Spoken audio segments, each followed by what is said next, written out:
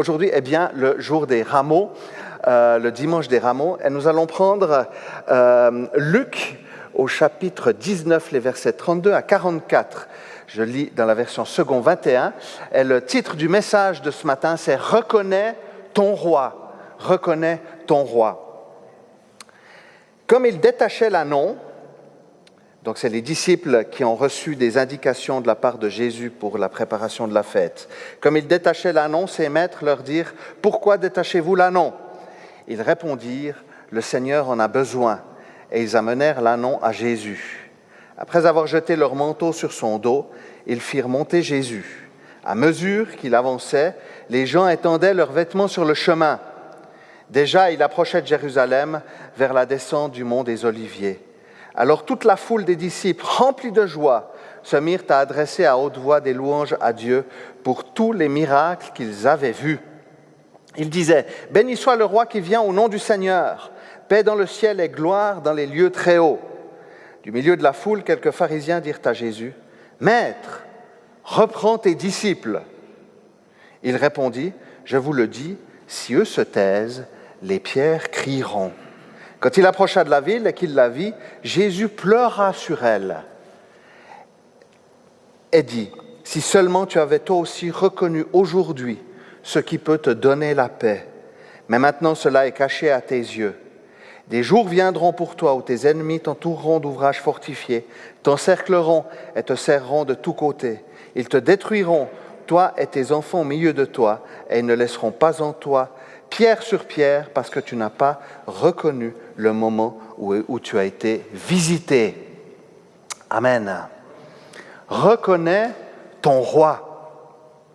Et puis le premier point que j'aimerais que nous puissions aborder ensemble, c'est reconnais par tes louanges celui qui est roi.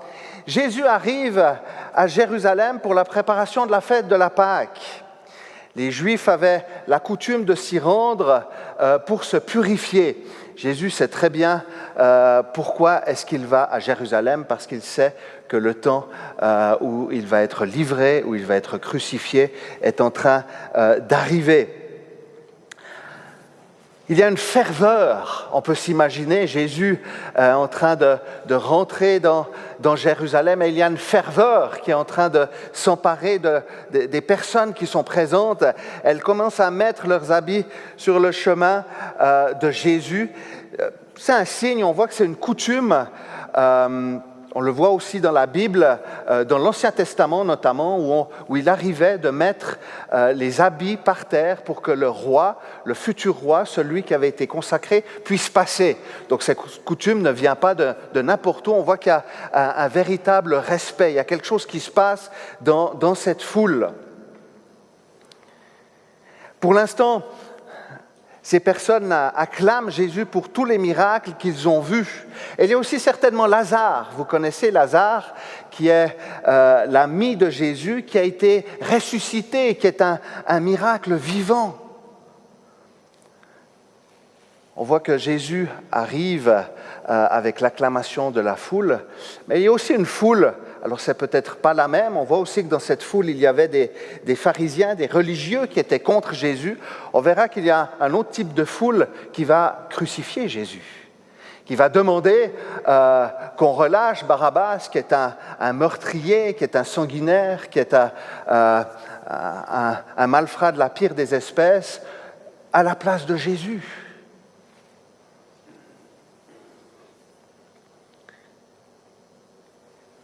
Les personnes acclament Jésus pour tous les miracles qu'elles ont vus. Et j'avais cette question à nous poser, à nous interpeller. Qu'est-ce qui fait qu'on reconnaît Jésus comme Dieu, comme celui dont on a besoin? On aime voir. On aime avoir des signes. Mais la foi s'attache non pas à ce qui est visible, mais à ce qui est invisible. Alors bien entendu qu'il est bon d'avoir des signes, il est bon de se réjouir, de nourrir notre foi aussi avec des éléments visibles qu'on attribue au Seigneur. Mais on ne voit pas toujours. Il faut dire qu'à l'époque, les gens s'attendent à un libérateur politique alors que Jésus vient comme un sauveur spirituel.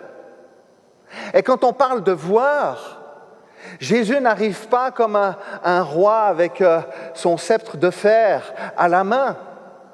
Oui, il vient comme un roi, mais sur un ânon.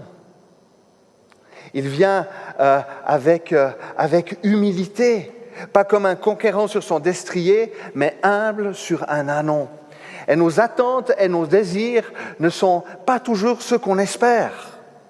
Mais il y a une conviction qui transcende, qui dépasse ce qu'on ne voit pas. Certains religieux vont être chafouins. Ils vont demander à Jésus que ses disciples cessent ses louanges. Et Jésus leur dira, si eux se taisent, les pierres crieront. Parce qu'il y a une évidence. Jésus est le Messie. Jésus est Dieu envoyé sur terre. Et la reconnaissance du roi doit éclater d'une manière ou d'une autre. Et si ce ne sont pas les hommes, la création elle-même le fera. Elle qui soupire et souffre les douleurs de l'enfantement en attendant la venue du Messie, de Jésus-Christ. Et on voit que la création, en ce moment, soupire drôlement.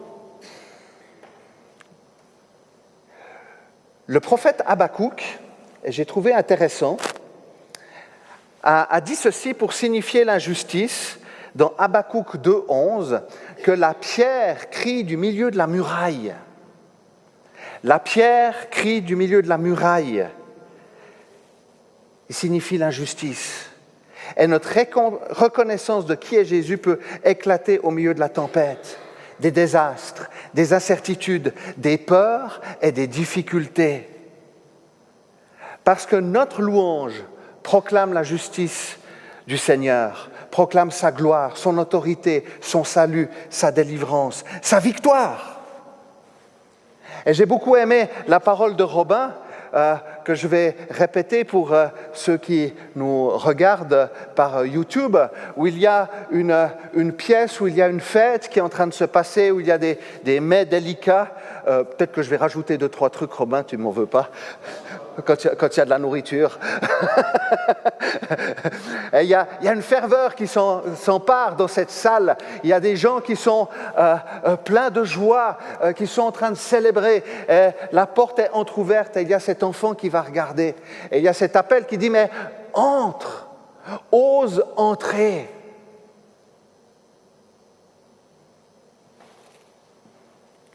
La louange nourrit ma foi et ma dépendance au Seigneur. Et ma louange ne devrait pas dépendre des circonstances, ne devrait pas dépendre de ce que je vois ou de ce que je ne vois pas. Mais ma louange dépend de qui est Jésus. Et c'est là où ça fait toute la différence. On est dans un monde qui court après les feux d'artifice. On est dans un monde qui court après le visible, pourvu que ça marche. On se met à déployer toute une sorte d'énergie pour voir.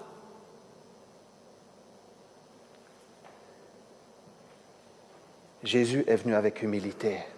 Ce qui ne l'empêche pas, écoutez-moi bien, de faire des miracles. Parce que des miracles, il y en a bien eu. Alors, la louange fait partie de l'incarnation de ma foi. C'est ma foi qui est incarnée. C'est entrer dans la présence du Seigneur, c'est se présenter devant lui. C'est un acte fort, concret, impliquant. Car Dieu siège au milieu des louanges de son peuple et sa présence nous est assurée. Quand nous louons, et il n'y a rien de magique à cela, je tiens vraiment à le préciser,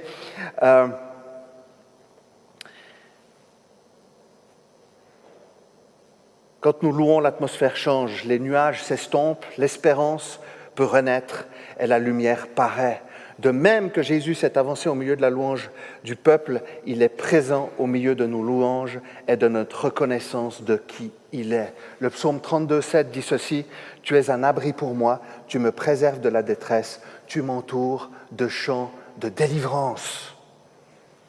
Alors l'opposition est bien présente. Ici, ce sont des religieux qui la symbolisent. Mais quelle que soit l'opposition, qu'elle ne nous empêche pas de continuer à reconnaître celui qui est venu et qui reviendra. Reconnaître par la louange celui qui est roi. La deuxième des choses que j'aimerais voir avec vous, c'est reconnaître celui qui te donne la paix. Ça va? Ok, le décalage horaire. Jésus pleure. Et c'est un élément qui est loin d'être anodin. Jésus va aussi pleurer devant le tombeau de son ami Lazare, mais certainement plus à cause de l'incrédulité de ceux qui ne croient pas en la résurrection et en la puissance de Dieu. Ces larmes sur Jérusalem évoquent la compassion, l'amour du Seigneur pour son peuple, dont il voit la ruine que ce peuple est en train d'attirer sur lui par son endurcissement. Jésus dira encore, dans Matthieu 23, 37, « Jérusalem, Jérusalem, qui tue les prophètes et qui lapide ceux qui te sont envoyés, combien de fois ai-je voulu rassembler les enfants comme une poule rassemble ses poussins sous ses ailes, et vous ne l'avez pas voulu. » On voit le cœur de Dieu pour son peuple. Éphésiens 2,16 nous dit que la croix est le moyen de destruction de la haine et du mal. C'est cette croix-là qui permet la paix. La paix, c'est la destruction de la haine. La réconciliation pour celles et ceux qui reconnaissent Jésus comme le Messie. Alors on pourrait dire qu'il est difficile de parler de paix aujourd'hui, où tout part en haine, en guerre et en propre justice. Et vous voyez qu'il y a des foyers de guerre qui sont absolument partout. C'est une réalité. La parole de Dieu nous dit aussi que toutes les nations, à un moment donné, se ligueront contre Israël. Et nous voyons aussi une triste réalité alarmante. L'antisémitisme a augmenté de 36% en Suisse romande.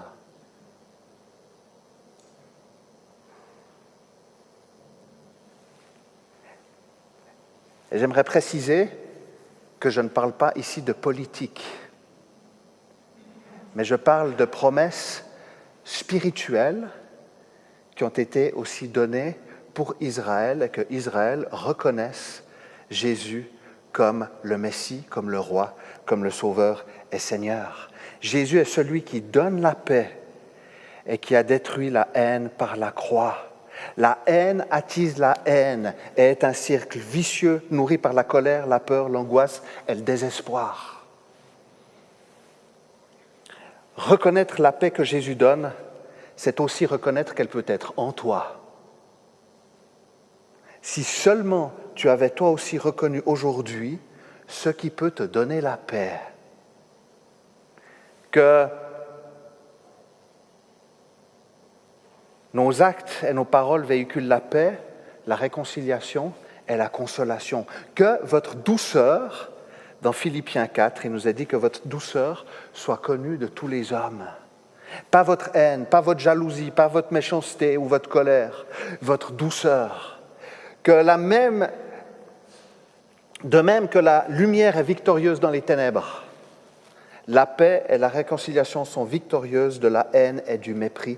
Et c'est dans cette confrontation-là qu'elle va triompher. Et c'est un réel défi pour nous qui sommes confrontés, je dirais régulièrement, à la violence et à l'injustice. Je crois sincèrement que reconnaître la paix du Christ et l'accepter dans notre vie changera les atmosphères pesantes autour de nous. Alors que nos détracteurs crient à la malédiction, soyons des transmetteurs de bénédiction.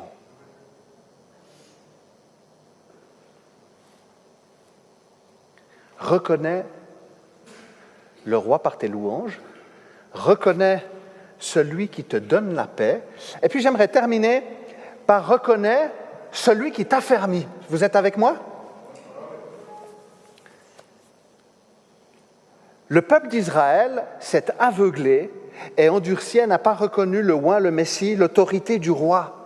Et quand un roi part, cela laisse le champ libre aux ennemis. La conséquence est la ruine. Les ennemis viennent détruire le pays.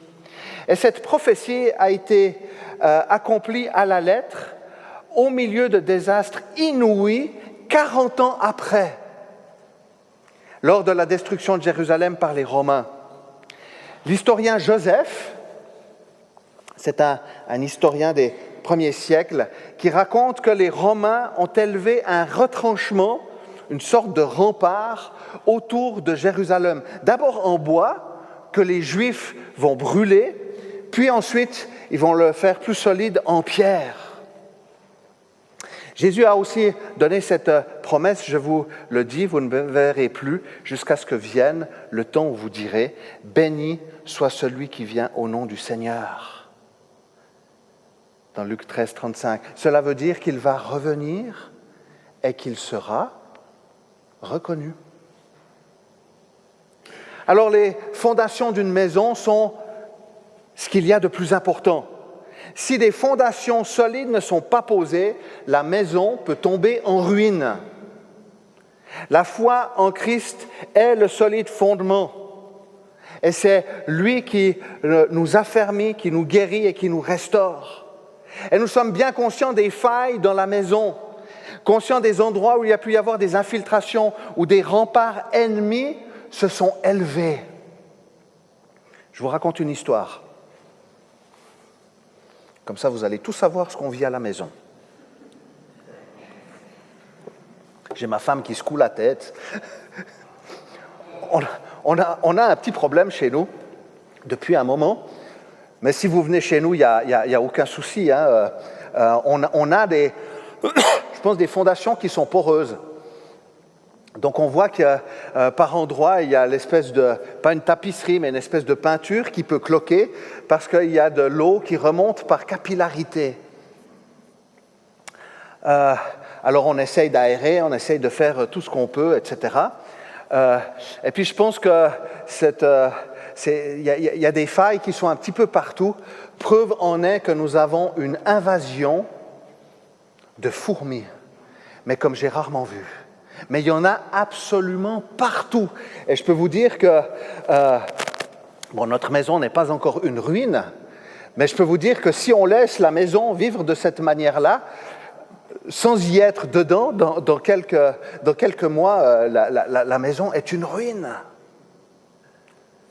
Le Seigneur est le seul qui puisse nous affermir.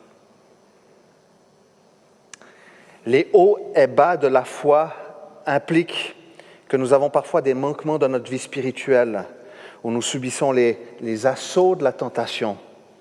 Des moments de vie où le feu intérieur du cœur est éteint. Il n'y a plus de passion. En tout cas, plus la passion du début. Les belles braises d'antan ont fait place à de la cendre tiède. Le découragement tenaille. Les jours semblent sombres et sans réelle perspective. On se rend compte de notre propre fragilité, de nos propres limites, de notre compréhension limitée de la vie. On se sent dépassé et cela nous amène à considérer nos propres repères, ce à quoi nous nous accrochons. Le monde va vite et les catastrophes peuvent s'enchaîner dans nos vies. Il y a parfois des éléments qui s'écroulent, qui étaient de l'ordre de la sécurité, là où on avait une accroche qui, en fin de compte, est bien friable, illusoire, où on a peur, où notre confiance est ébranlée. Et je pense aussi à toutes ces personnes, et il y en a peut-être aussi parmi nous qui sont touchés par cela, où je vois qu'il y a dans certaines entreprises des licenciements de masse. Alors que là où on pensait que c'était la sécurité, que c'était quelque chose de solide, qui tenait, on voit que c'est en train de s'effriter. Et que la sécurité était bien mince. Chers amis, on n'a pas forcément de prise sur ce qui nous entoure, mais le Seigneur a une prise sur notre être intérieur si nous le laissons nous affermir. Et j'aimerais vraiment que vous reteniez ceci ce matin. On n'a pas forcément de prise sur ce qui nous entoure,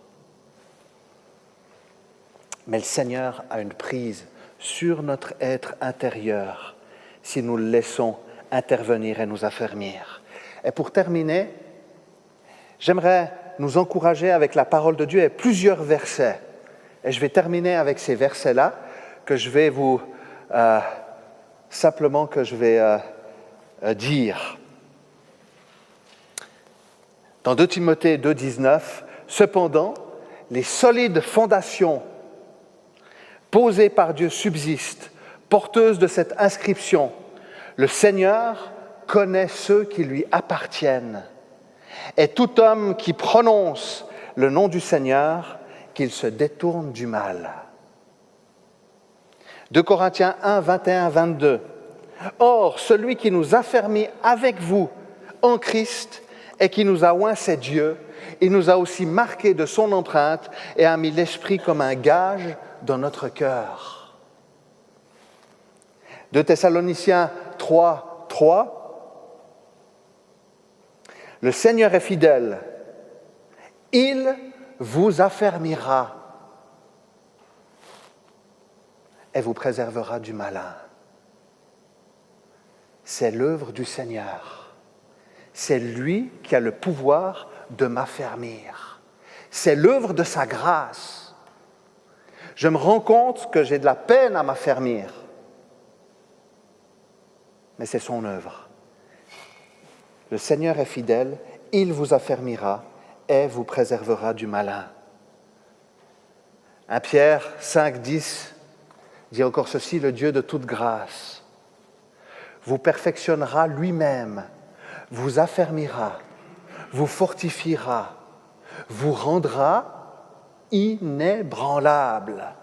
Alors, laissons entrer le roi dans notre vie, recevons sa paix et favorisons-la, conscients qu'il est le soutien inébranlable de notre vie. Amen.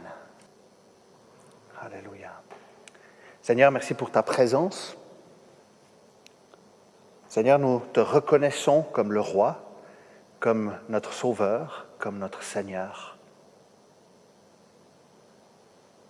Seigneur, nous voulons nous attacher non pas à ce qui est visible, mais à toi, conscient que tu es présent au milieu de notre reconnaissance de qui tu es, dans le nom de Jésus. Seigneur, alors qu'on parlait de paix, je te prie pour toutes celles et ceux qui vivent des choses difficiles dans ce domaine, où il y a plutôt la colère, où il y a plutôt la haine, où il y a plutôt de l'opposition, des brouilles. Cela peut être dans le cadre de notre travail, cela peut être dans le cas de nos familles, de nos voisins, peut-être même de l'Église parfois.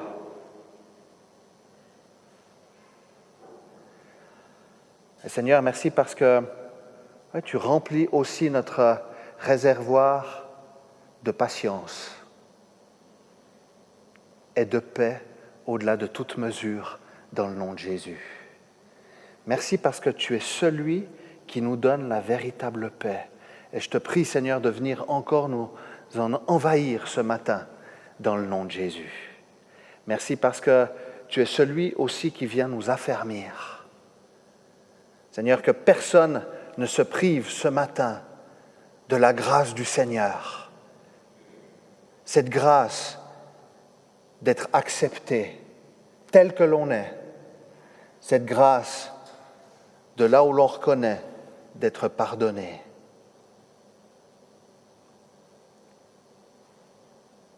Seigneur, merci parce que c'est toi qui nous amènes à la maturité.